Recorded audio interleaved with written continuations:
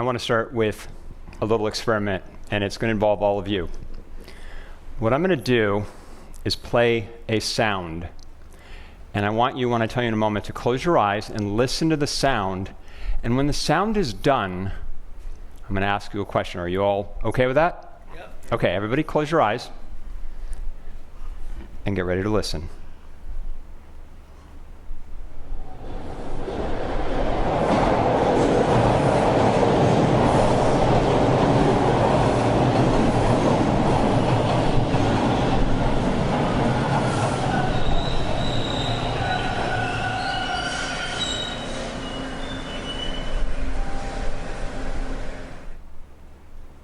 You can open your eyes.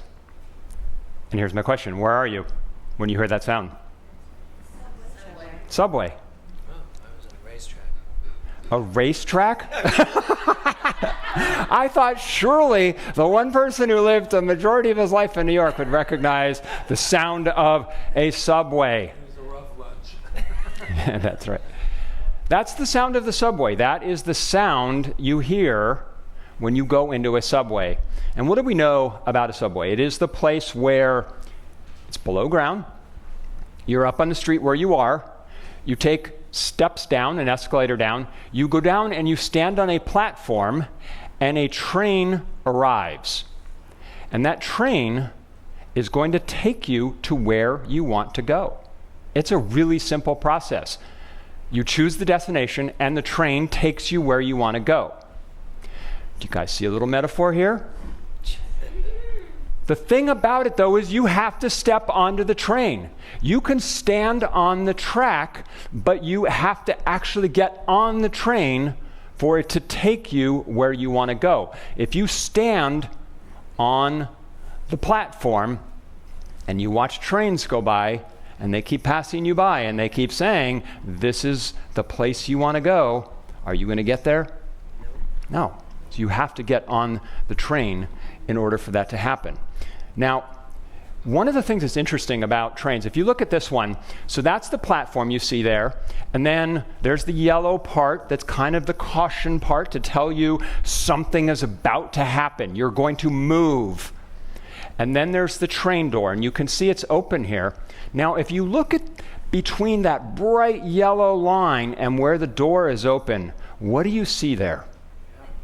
A small little gap. There is a little gap, depending on the train, between the platform that you're standing on and the train that is going to take you where you want to go.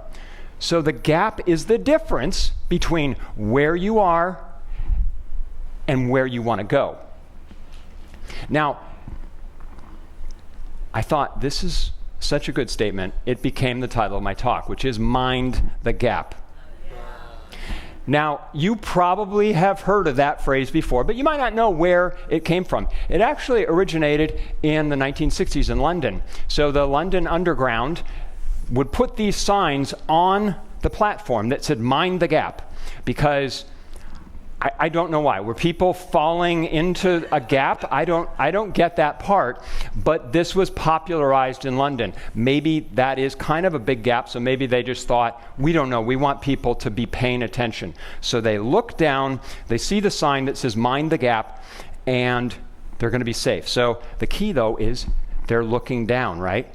They're reminding you, look down, because there is a gap that you could trip on, you could twist your ankle on, you could injure yourself, and then you're not going to get on the train. Basically, what they're saying with look down is they're saying, look at the conditions. There are conditions ahead. There's a gap where you might suffer if you don't pay attention to it. Earlier today, I went for a walk, and I was reminded, this happens all the time, not just on subways, but if you go for a walk, how often do you find yourself, if you're walking on a sidewalk, and especially around here where you've got trees with roots that are uprooting the sidewalk, what are you doing? Chances are you're probably looking down at the ground because you don't want to trip, right? That's conditions down there. You don't want to trip and fall on the sidewalk. So rather than look out and see all of these amazing things that you could see, you're looking down because of conditions. Ernest Holmes said, we are practicing scientifically, meaning correctly, when the mind refuses to see the apparent condition and turns to the absolute. Now that's not quite so easy to do, but that's why we use our mind, where he's saying, you have to refuse to look down at the conditions. You have to look at where you want to go, the thing that you want, so that you are training yourself to keep that perspective. Ralph Waldo Emerson said, the good mind chooses what is positive. You get to choose what is positive, what is advancing and embraces the affirmative. I love this, and I'm inspired by it, and it also sometimes can feel a little impractical in life to say, oh, embrace the affirmative. So let's say that's the gap in your life. That person on that little tightrope, is it easy for them to say, I'm going to embrace the affirmative? I'm 70 feet above the ground on this tiny little wire. Sometimes it doesn't feel possible to us. That gap in our lives feels challenging. Which brings me to the thing we want. And I'm going to call it your dream. I know there's 8 people in this room tonight who have a dream. There's something that all of us want, something that all of us have worked very hard for. But beyond those 8 people, I would say every single person in this room has a dream. They have something that they want, something in their life that excites them, that thrills them, that maybe scares them a little bit, but it is their driving passion. So everybody here, all of us, you have a dream. Now what's fascinating about this is there's where you are now, and then there's the realization of your dream. So there's a distance between the two of those, right? It might be a short distance. For instance, I want to say the next word in the sentence, and it's right here. That was a short distance, but it can seem larger to us. And so that distance between where you are now and where you want to be, in between it is the gap. So when we talk about minding the gap, what we're talking about is the process to get from where you are now to where you want to go. So the gap might look like that, or the gap might look like that, where it completely obliterates where you are now and where you want to go, and all you can think about is the gap. In science of mind, we call these conditions. You're looking at all these conditions that say why you can't do something, why something is a challenge. I want to return to the subway and say that when you were doing that, you were looking down at conditions. When we say that you're looking down, when you're minding the gap, just ask yourself, are you looking at the conditions? Are you letting the conditions determine what you can do in your life? It's so perfect that you shared my experience when you first met me, because I'm going to share my first experience, and it matches what you said. When Dr. James first met me and we would work on things together, I could tell him, as he said, all the reasons why something can't be done. I don't know why I did that, but that was maybe my default was, give me time to remember who I am, that I can figure it out, and once I do, then I can come back to you with a solution. But I think a lot of us will do this, and look in your life and say, when someone asks you a question, is your default to first protect yourself? And I think that to some extent that's what we're doing, is we're giving ourselves space to figure it out. But do you answer with the reasons why something won't work? Or you go, that's interesting, but here's why. And part of it, for me, I will say, I think I felt like it made me feel smart that I could figure out something way in advance. And I could tell you, it was like the three-dimensional chess that Mr. Spock played, where I could tell you all the reasons why something wouldn't work. So is it just me, or could you say maybe at some point in your life you have had that same notion where when someone asks you, your first thought is, let me think of the reasons why it might not work? Just a thought to consider.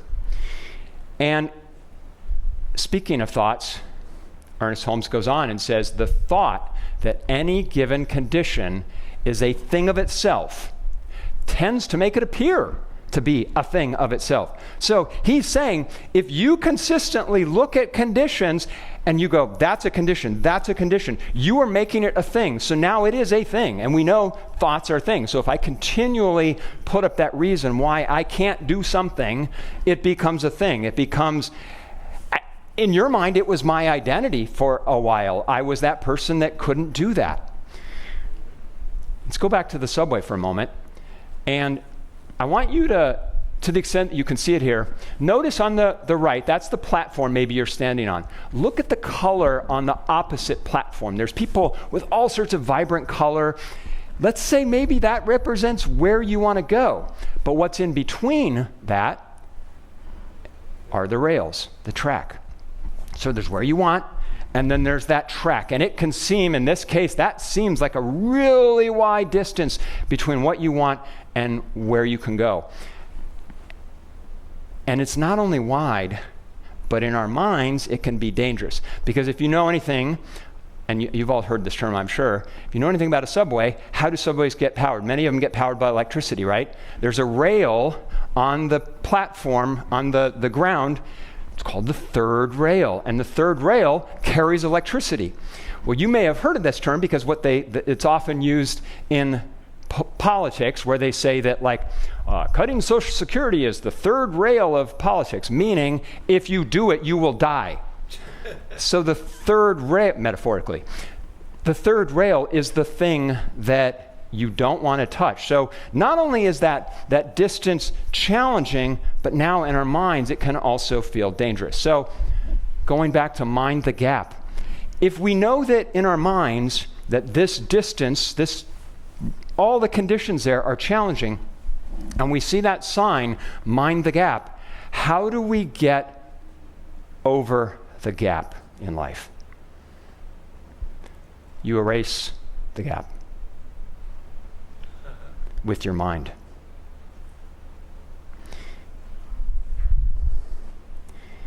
Go back to your dream for a moment. I have a box here, and don't worry, there are no cats in here, no radioisotopes, no poison, but this box could represent your dream. What you want can both be in this box and not in this box, depending on you and your mind and how you use your thought. Now, right now, this box is empty. It hasn't been filled yet with my dream. I'm going to share with you a dream that I had, but when I do, be thinking about something that you want and see if you can imagine it being in that box. So way back in the 1990s, if you wanted any sort of personal development material, you would listen to audio tapes. I know there are some people in the room now who are like, if I said cassette, an audio cassette, they'd be like, what the hell is an audio cassette? Well, this is probably one of the most popular ones of the time. These are Anthony Robbins' tapes, personal power tapes. So little cassettes. This is a huge way that people got information at that time. I went to a Tony Robbins event, listened to these tapes. I was so inspired. I had this idea, this dream. I was a writer, and I thought, what would be a great way for me to advance my career is go and find other people who've done what I want to do, interview them, and figure out what made them successful. So my dream was to interview successful screenwriters and talk to them about a movie they did. And I thought, well, this would advance my career. So the hubris of youth, I picked the most successful writer that I could think of at the time, someone who was an Academy Award nominated writer, and that was my target. I'm going to interview him. This was my great idea. I was filled with lots of enthusiasm, not necessarily, I don't want to say common sense, but it was a challenge. I knew this would be a challenge, but I knew that if I interviewed the writer of this movie, Dave, one of the many movies he went on to do the Hunger Games. He was the director of Hunger Games. So, but in the 90s, he wrote this movie, Dave. So, but I thought, if I interview him and I can get him to be the first person that I interview, then it'll make it so much easier to go to other people, because now I can be like, well, Gary Ross was my first interview, and so this is my great idea, is just go right to the top and try and get the biggest get that I possibly can. Well, in the 90s, we didn't have social media. You didn't have DMs, so I couldn't be like, DMing Gary Ross and going, hey, would you like to be on my show? I almost said podcast, which is ironic because this would have been so much easier now. But back then, we had cassettes. So I've got to make the call, and not to Gary Ross, but to his agent. So the agent does not give a crap about me. Gary Ross, maybe, if I got to speak with him, he might care about me, but the agent sees it as pure commerce. So there's so much pressure in that experience to say, okay, this whole endeavor is riding on my ability to make a call and not be completely terrified. I'm realizing now, I remember everything about the room where I sat there with that choice. Have you ever had that experience where why am I thinking of that room and I can visualize every detail? I think it's because it was drilled into me. The emotion of it was so terrifying. So to move that forward, I just had to make the call. Very scary. So I want to say at this point, I haven't made the call. The box is still empty. There's nothing in it. The realization, I have not collapsed that possibility. And in my mind, the gap between where I was and where I wanted to go, it felt huge. Genevieve set something up this morning, and I want to touch on that. When something feels impossible, we use impossible language. And one of the biggest words in my experience that we use is the smallest, too. What did you say that you were told you were too little? So we hear that word a lot. We're too something. And there's a whole bunch of them. Too big. Something I want is too big. It's too far away. It's too scary. This is Mount Everest. This actually happens to represent all three of those. It is too big to climb. It is too far for many people to get to, and it's too scary. So break each one of those down and how we play them out in our lives. So too big. I don't know where to start. You could imagine Ernest Holmes going, I have this idea for this book, and I have all these things I want to say, and I think it's going to be 600 or 700 pages. Where do I start? And maybe he just says, you know what? I'm going to start with the thing itself, and I'll go from there, and then I'll just find creative ways to sort of repeat things. Or you might say something is too far. And I think that when we say something is too far, it feels like we'll never get there. A project is so far away. If I'm standing here, this is the starting point, and that part of the stage over there is a year away. That feels like forever. So when I go back to here, I'm just like, it's too far. How could I ever get there? So again, we're using that word to talk ourselves into looking at the conditions. Now, the most insidious one, I think, is too scary. I'll fail, or metaphorically, I might die. That's the one that I had when I was sitting there thinking about making the phone call, was this is too scary. What if I fail? What if this person laughs at me and says, wait, what? You want to interview who are you? This guy has an Academy Award nomination. He's written movies. You have written nothing. You are nobody. Now, no agent in Hollywood probably would ever say that, but that's what's going through my mind, all of those scary thoughts. So I go back to mind. Can my mind help me cross that gap? Well, yes, and the good news is you can use mind, and here's how I think of it. Mind, make it no big deal. Now, I recognize that that's not a perfect acronym, but here's the deal. If you make up an acronym, you get to make up the rules. So that's why there's a little dash there. No big, It's all, no, make it no big deal. So let's go back to that. If I'm using mind, make it no big deal, and I go to, well, is it too big? No. Spirit, the quantum, knows exactly how to start.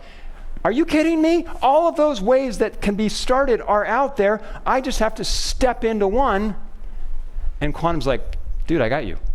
Let's go. Is it too far? No, just take the first step, and the next one will become clear. Have you ever noticed that? Like when you do something, then, oh, I didn't even see that possibility there, and look, there it is. What about too scary? Well, do you remember who you are? There cannot be anything that you can't do when you remember who you are. And here's the most awesome news of all. In the quantum, what you want already exists. You, at the top of Mount Everest, if that was your goal, already exists. You just have to move up the trail there to get to the top of that. So, mind, make it no big deal. So let's go back to your dream. I'm going to ask you right now to think about specifically something you want. And we're going to repeat the exercise we did at the beginning. I'm going to take you into the subway, and we're going to play that sound again, and I want you to imagine a couple things. You're thinking about your dream, the thing you want. You're reminding yourself, make it no big deal. So here's the subway. You all have something in mind that you can see for yourself? Close your eyes and listen to your train arriving.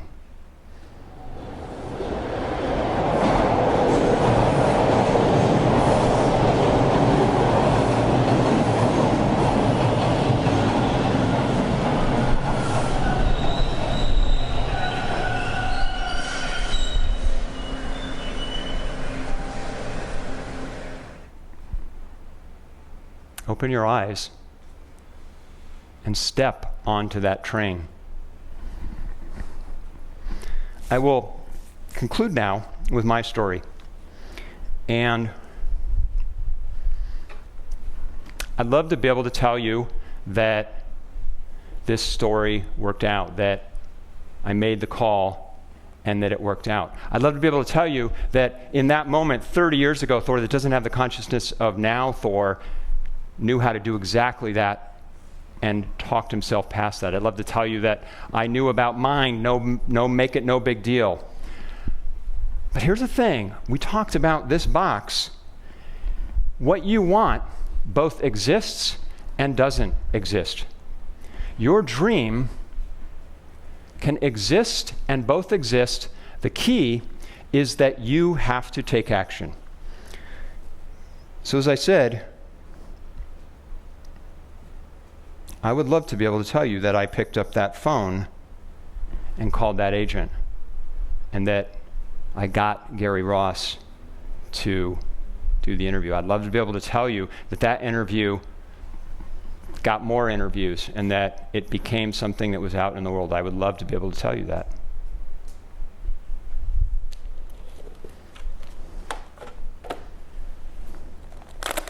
And I will tell you that that's what happened. This is the result of the phone call that I made.